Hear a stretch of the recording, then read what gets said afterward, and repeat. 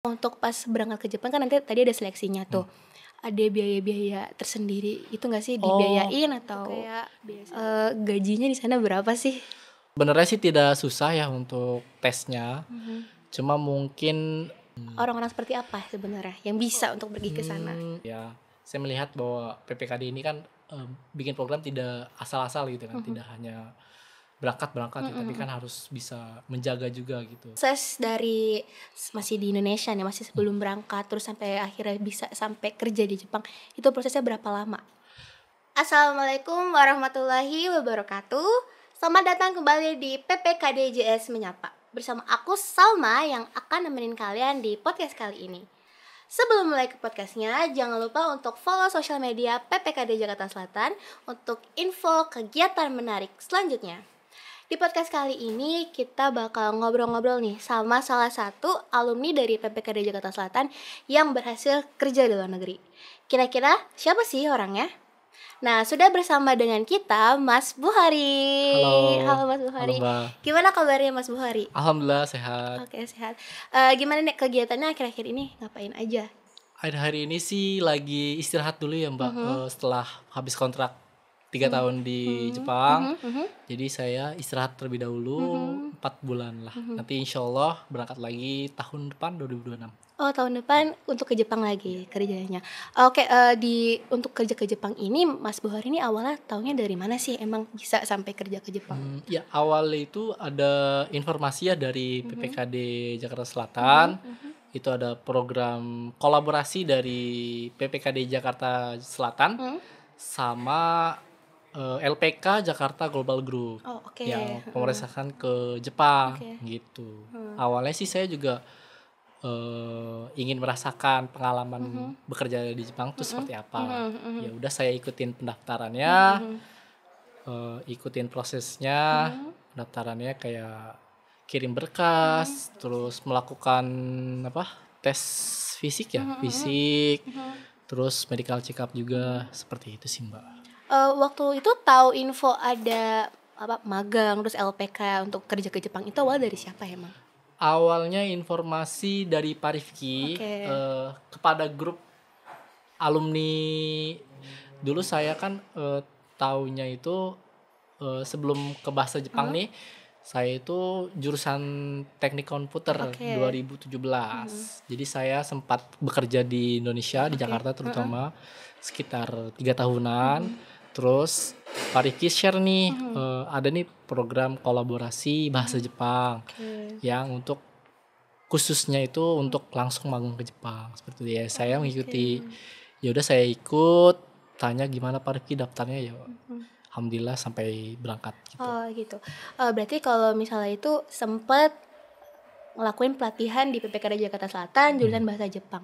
Nah, untuk bisa masuk buat pelatihan itu gimana? Maksudnya kayak kualifikasinya, wawancara dan lain-lain itu susah nggak sih? Apa sama kayak jurusan lain atau ada tes-tes tertentu gitu? Bahasa Jepang? Ya, untuk di bahasa Jepang.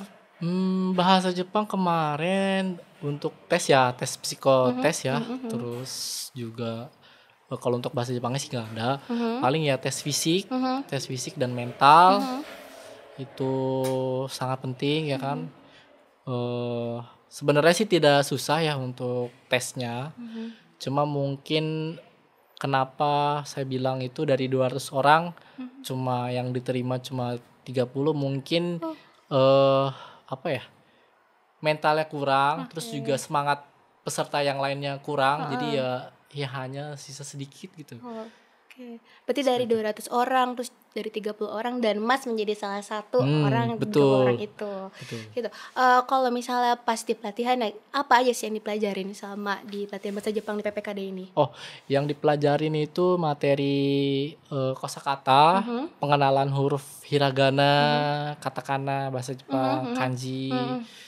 Terus juga percakapan gitu, hafalan kosakata bahasa Jepang setiap hari. Terus juga kirim tugas lewat video YouTube gitu, nanti sebagai bentuk ini pengingatan kembali ketika nanti belajar, ketika lupa seperti itu. Nanti ada tugas-tugas yang harus dibawa ke rumah gitu dan dipresentasikan atau dihafalkan. seperti itu sih. Berarti fokusnya ini untuk obrolan sehari-hari menggunakan bahasa Jepang betul, gitu ya. itu. Emang basicnya suka bahasa Jepang kah atau suka nonton anime Jepang gitu-gitu apa gimana nih? Memang awalnya memang suka anime gitu kan, nonton Heeh. anime. Cuma awalnya memang saya nggak tertarik ke Jepang gitu kan. Tapi karena memang ini sebuah kesempatan gitu, chance gitu untuk saya, ya saya terima kesempatan ini dan alhamdulillah tercipta gitu, terlolos gitu. Oke. Seperti itu. Oke. Jadi setelah belajar pelatihan di sini terus sampai akhirnya bisa ke Jepang, itu tuh orang-orang seperti apa sih yang bisa diberangkatkan untuk pergi ke Jepang? Kan tadi kan bilang dari 200, dari 30, terus dikurang-kurangin lagi. Orang-orang seperti apa sebenarnya yang bisa untuk pergi ke sana? Ya menurut saya orang-orang yang kuat mentalnya ya, tidak pantang menyerah, terus juga tidak sering bolos Oke. dalam pelajaran gitu kan, terus juga tidak sering izin, ya fisiknya kuat, maksudnya sehat. Mungkin itu aja sih Mbak, maksudnya yang ya mungkin di tengah jalan mungkin ada kendala dalam proses belajar, entah itu kurang semangat, tapi harusnya peserta itu kalau memang sudah niatin, insya Allah sih harus semangat terus gitu loh, walaupun di tengah jalan itu memang ada sedikit kendala atau apa, mungkin itu pasti ya. Cuma yang dibutuhkan itu adalah orang-orang yang tetap semangat terus nih Kak, Mbak. Gitu. Jadi ya tidak pantang menyerah, tidak ngeluh dalam proses belajar di PPKD ini. Seperti itu sih menurutku. Pasti emang susah dan sulit Betul, banget ya, apalagi betul. kan bahasa Jepang bukan bahasa kita sendiri Iya, gitu, jadi mungkin betul. proses belajarnya pasti susah banget. Berarti berapa lama nih sampai akhirnya bisa cus ngomong bahasa Jepangnya? Sekitar 6 bulan, 9 bulan. 6 bulan 9 bulan, termasuk yang dibantu sama PPKD itu. PPKD, iya. Oh gitu, oke. Nah untuk pas berangkat ke Jepang kan nanti tadi ada seleksinya tuh. Ada biaya-biaya tersendiri itu nggak sih, dibiayain atau Dibiayain gratis. semuanya? Iya, cuma nanti ke pemberangkatan ya, mungkin ya nanti ada dari Talangan, dari LPK atau Jakarta Global Group, itu nanti bisa dibayarkan setelah bekerja di Jepang gitu. Oh Itu gitu. aja sih paling. Kalau Oke, untuk oke. belajar PPKD-nya sih gratis sampai keberangkatan itu masih free. Tapi kalau udah berangkat itu mungkin ada biayanya gitu. Paling kalau masalah biaya sih aman lah. Oke. Untuk proses dari masih di Indonesia nih, masih sebelum berangkat terus sampai akhirnya bisa sampai kerja di Jepang, itu prosesnya berapa lama? Lagi saya itu prosesnya memakan waktu 1 tahun, hampir 1 tahun. Iya. Berarti dari kamu berangkat ke Jepang sampai akhirnya sampai Jepang tuh 1 tahun itu jeda waktu Enggak. nunggunya. Jadi dari saya daftar PPKD sampai berangkat pesawat itu 1 tahun. Oh, waktu pelatihan 6 bulan. 6 bulan, tapi harus itu belajar wawancara, Oke. terus nunggu visa turun juga termasuk di situ. Oke, berarti 1 tahun tuh semuanya 1 tahun ya sampai bisa kerja di sana gitu. Oke. Oke, ngomong-ngomong soal kerja di luar negeri nih. Ini sebenarnya mungkin pertanyaan yang pasti banyak banget ditanyain sama orang-orang yang penasaran. Mungkin Mas pernah dengar sendiri kalau misalnya kerja di luar negeri tuh serem ya, takut dijual beli orang gitu, jual beli warga dan lain-lain yang biasa kita dengar gitu. Berita-berita yang sering kedengar gitu. Ada perasaan takut tersendiri gak sih kalau misalnya dari diri Mas sendiri? Kalau dari saya mungkin ada ya, cuma ngelihat dari underlayingnya, maksudnya yang bertanggung jawab ini PPKD dan Jakarta Global Group sih tidak ada sih, maksudnya kecemasan itu ya sedikit lah gitu ya. Saya melihat bahwa PPKD ini kan bikin program tidak asal-asal gitu kan, tidak hanya berangkat ya, tapi kan harus bisa menjaga juga gitu. Tapi ya kecemasan itu ada, cuma sedikit rasanya sih Mbak, kecemasan. Oke. Berarti karena ngerasa ada lembaga yang bikin trust, yang bikin percaya, terus akhirnya ngerasa oke, aman banget ke sana gitu. Berarti sampai di Jepangnya itu ada orang PPKD yang menemani apa sendiri aja? Tidak ada. Sendiri aja. Iya. Semuanya Langsung by online orang gitu. Jepang. Oh, orang Jepang, langsung sama orang Jepang kayak gitu. Oke. Nah, pas udah nyampe di sana, kerjanya apa? Oh, saya bagian operator peternakan sapi perah. Oke. Apa jam kerjanya gimana, terus sistem kerjanya gimana dan lain-lain? Kalau jam kerja itu di kami itu 2 kali pengerjaan ya, pagi dan sore. Jadi pagi itu dari jam 5 pagi subuh sampai jam 9. Kemudian pulang tuh istirahat, jadi masuk lagi sore, nanti jam 5 sore. Maksudnya kayak shift-shiftan gitu atau gimana? Enggak, jadi 2 kali. Jadi 2 kali kerja. Jadi ada jeda waktu ada jeda istirahat. Waktu, jadi istirahat 8 jam atau jadi masuk lagi nanti sore. Gitu. Oh gitu. Jadi bisa buat istirahat, main, jalan-jalan gitu. Oh bisa. Bahkan di waktu kerja. Di waktu gitu. Maksudnya hari Senin. Sampai. Gitu. Oh oke. Gitu. Terus untuk kayak gajinya di sana berapa sih? Kalau ngomongin bersihnya bisa 2 digit. Oke.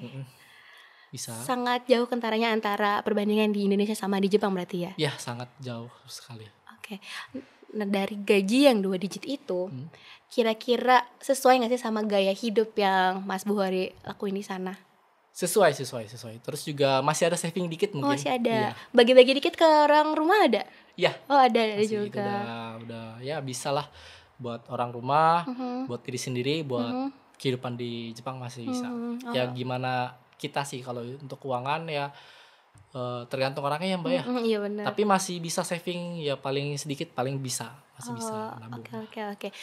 Pas nyampe di Jepang, culture shock apa yang paling ketara banget dan Mas ngerasain pas nyampe di sana? Iya. Culture shocknya itu paling ketara banget itu minum air langsung dari keran. Oh itu Iya, yang kalau paling di ketara Indonesia banget. kan harus dimasak dulu ya, digodok ya.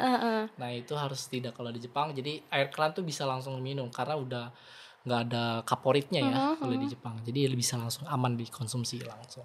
Oh itu aja? Apa ada lain? Culture shocknya paling ini ya cuaca. Dia 2 musim atau berapa musim? 4 musim. Oh 4 musim. Oke. Jadi culture shocknya ya itu salju turun itu dingin banget, panas banget gitu. Terus ya ada bunga yang berjatuhan, terus ada bunga yang mekar, itu culture shocknya sih kan di Indonesia tidak ada kan. Jadi ya ngerasain wah shock banget, maksudnya amazing banget gitu. Pas kerja di Jepang itu Mas kerjanya ada teman-teman Indonesia juga dari PPKD juga atau full sendiri? Kalau dari PPKD hanya saya kalau satu perusahaan saya. Tapi yang dari Indonesia ada. Oh ada. Iya. Satu tempat, satu kos gitu-gitu apa gimana? Iya, satu tempat kos. Dengan pekerjaan yang sama juga? Iya, bersama. Oke. Partner kerja saya. Partner kerja. Mereka masih di sana apa udah pulang juga kayak Mas? Kalau saat ini sih mungkin dia lanjut ya, nambah kontrak. Tapi saya memilih untuk pindah perusahaan baru. Oke. Sambil menunggu perasaannya pulang dulu ke Indonesia berarti ya. Untuk adaptasi budaya selama kerja di Jepang itu berapa lama sampai Mas bisa nyamain sama orang-orang Jepang gitu? Sekitar 1 bulan sampai 3 bulan. Cuma 1 bulan 3 bulan udah bisa adaptasi. Apa yang paling beda dari budaya mereka sih? Budaya mereka itu paling disiplin ya, disiplin, taat aturan, terus juga taat antrian. Ya seperti itu sih paling Mbak. Pasti kan ngerasa beda banget ya sama Indonesia yang kalau misalnya masalah disiplin, apalagi disiplin waktu kayak OTW berangkatnya jam berapa, itunya jam berapa kan. Berarti kalau di sana udah nggak ada tuh nunggu-nungguan. Iya sudah tidak ada gitu. Jadi ya budaya kalau di sana kan budayanya beda ya, maksudnya kultur agamanya juga beda, mungkin itu sih paling. Untuk misalnya kayak keamanan terus kesehatan gitu-gitu Mas gimana, ada yang bantu buat ngelindungin atau sendiri aja? Oh iya, kalau untuk keamanan di sana ada polisi yang siap melayani 24 jam, sangat baik polisi Jepang. Untuk kesehatan ada BPJS lah kalau iya ada. Kayak asuransi kesehatan ada. Asuransi pensiun ketika pulang ke Indonesia juga ada. Ada. Itu di cover sama perusahaannya atau sama sendiri? Pemerintah. Sama pemerintah Jepang. Pemerintah Jepang. Oh, keren banget ya ternyata ya. Berarti maksudnya untuk pengalaman kerja di Jepang ini bener-bener maksudnya jadi insight baru buat Mas ya. Gitu. Ada kepikiran buat ke negara lain gak sih selain ke Jepang? Ada, cuma kayaknya butuh waktu belajar lagi, cuma enggak lah, aku skip. Oke. Kan harus belajar bahasa, bisa ke Australia kan harus bahasa Inggris ya. Mungkin nanti mungkin ada lah gitu. Berarti kepikirannya untuk mau ke Australia. Australia mungkin. Cuman mungkin kayaknya nggak dulu deh ya. Nggak dulu, cuma ya udah lanjut lah jadi Jepang gitu. Oke. Gitu.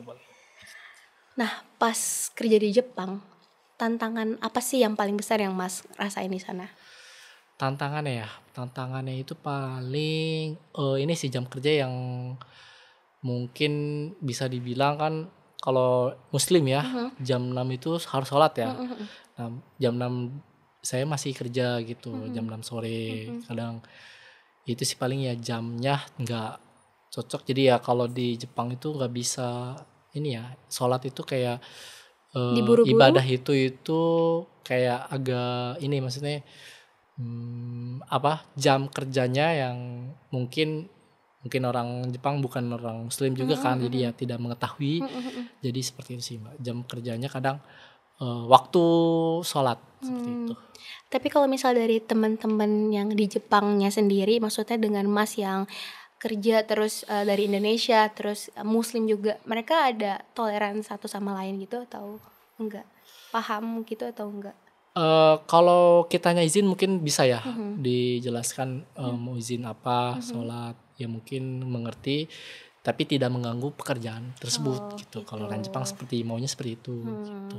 Jadi notesnya itu aja ya, jangan ganggu kerjanya gitu. Nah, setelah bekerja di Jepang, terus sebelumnya ada pelatihan kerja di PPKD, ngerasa nggak sih kalau misalnya apa yang dilatih sama yang diajarin di PPKD itu sebenarnya semuanya tuh berimpact dan berdampak banget pas kerja di Jepang? Betul. Sangat berimpact. Apa aja nih yang diajarin di PPKD yang paling berpengaruh? Yang diajari PPKD itu setiap hari kan olahraga ya, maksudnya sekali olahraga itu ketahanan fisik juga bugar, terus juga materi-materi hafalan kosakata, percakapan, tata kalimat yang diajarkan di PPKD itu sangat bermanfaat di pekerjaan yang realnya langsung gitu. Paling nanti mungkin ada kosakata yang tidak tahu, mungkin langsung diajarkan di Jepang orang Jepangnya langsung seperti itu. Ada yang tetap nge-guide di sana ada? Ada. Oh, ada tetap. Bos aku langsung. Bosnya langsung. Oke. Tahu Mas ini datang dari Indonesia dari LPK PPKD gitu-gitu? Apa enggak? Bos saya sih taunya saya dari Indonesia, orang Indonesia. Udah gitu. mungkin itu sih. Dan dibantu semuanya di sana. Ya maksudnya dibantu dalam mengerjakan, maksudnya tata cara bekerjanya diajarkan dari nol, terus bahasa Jepangnya juga diajar, maksudnya diberitahu gitu ya, ada yang tidak tahu gitu, baik gitu. Kalau misalnya ada teman-teman kita yang mau kerja di luar negeri nih sama kayak Mas nih ya, kira-kira apa sih yang harus mereka persiapin dari diri mereka gitu untuk bisa siap kerja di luar negeri? Persiapin itu sih pertama itu yang pasti niat, tekad yang kuat, mental. Untuk biaya mungkin saya sarankan skip, maksudnya lupain dulu, aman. Maksudnya insya Allah kalau misalkan ada jalan mah biaya mah gampang. Tapi yang susah itu niat dan tekad yang di awalnya itu. Jangan setengah-setengah. Kalau udah setengah-setengah pasti mandek di jalan gitu. Gitu sih. Jadi yang penting itu niat sama tekadnya ya. Tekad. Kalau masalah uang insya Allah bisa di cover lah. Jadi kan orang yang saya tahu nih rata-rata pemagang yang ingin ke Jepang nih, biayanya berapa, mahal nggak? Udah mikirin biaya dulu kan, belum berangkat juga. Jadi ya menurut saya belajar dulu, tekatin dulu, masalah biaya bisa nanti diobrolkan di akhir gitu. Insya Allah ada dana talang atau misalkan dana pinjaman juga, insya Allah kalau misalkan pakai uang pinjaman juga bisa balik modal gitu nantinya. Karena benar-benar sebernilai itu untuk kerja di sana ya. Masih bakal balik modal ibaratnya gitu.